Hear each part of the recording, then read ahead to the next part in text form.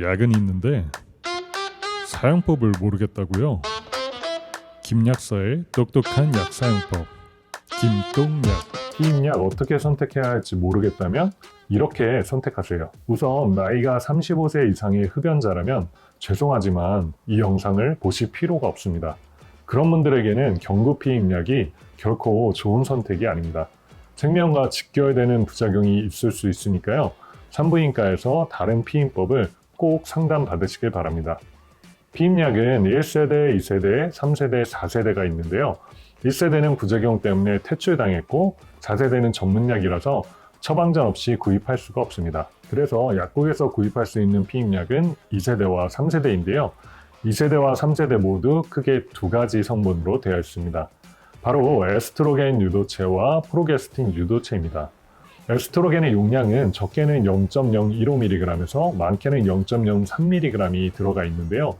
에스트로겐의 용량이 높을수록 피임 효과가 더욱 강력하지만 오심, 구토, 유방, 팽만감, 두통, 고혈압, 복부 팽만 등의 부작용의 가능성이 높아집니다.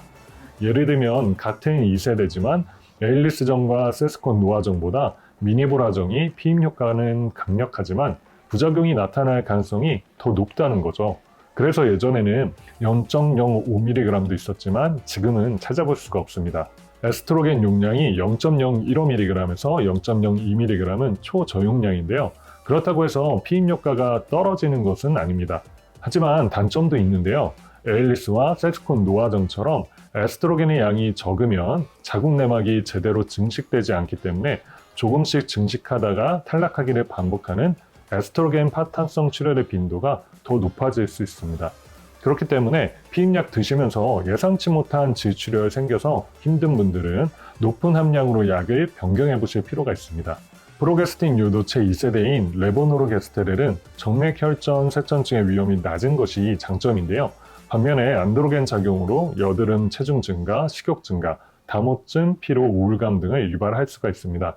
3세대인 데소게스트렐과 게스토덴은 2세대에 비해서 안드로겐 작용은 적지만 정맥혈전 세천증의 위험이 높습니다. 흡연자는 정맥혈전 세천증이 더욱더 심각하게 나타날 수 있는데요. 정맥혈전 세천증이란 정맥 내의 혈액이 굳어서 피떡이 생기는 현상입니다.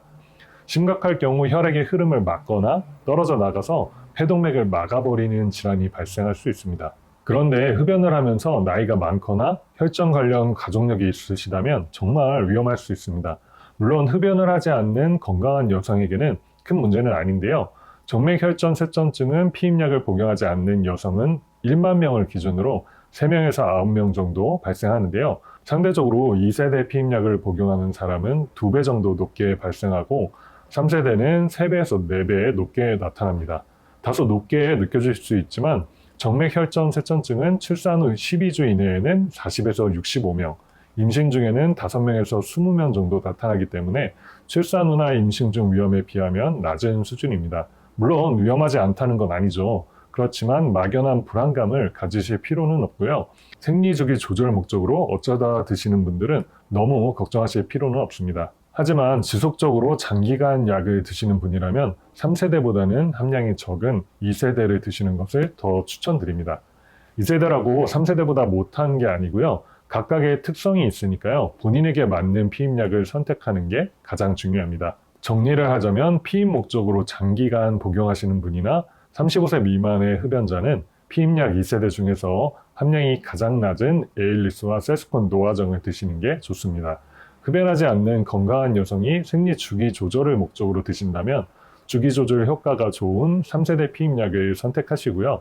예상치 못한 질출혈이 발생하는 분들은 마이보라정이나 민유레정을 드시면 됩니다. 3세대 피임약 드실 때 오심, 구토, 두통이 심하신 분들은 에스트로겐의 함량이 가장 낮은 디어미순을 드시는 것을 추천드립니다. 에일리스나 세스콘 노아 드시면서 예상치 못한 질출혈이 생겨서 힘드시거나 주기 조절 목적으로 드시는데 현재 하지 정맥류, 혈전증, 저혈압, 혈전과 관련된 가족력이 있으신 분들은 2세대 중에서 에스트로겐 함량이 높은 미니보라를 선택하시면 됩니다. 피임약을 드실 때 일반적으로 나타나는 부작용은 피로감, 우울감, 수면장애, 두통 등인데요. 이런 증상이 있다면 비타민 B군과 마그네슘을 보충해주면 좋습니다. 벤포벤 S정, 비맥스, 2SB 등등 비군이 높은 함량으로 들어가 있는 제품들을 함께 드시는 것을 추천드립니다.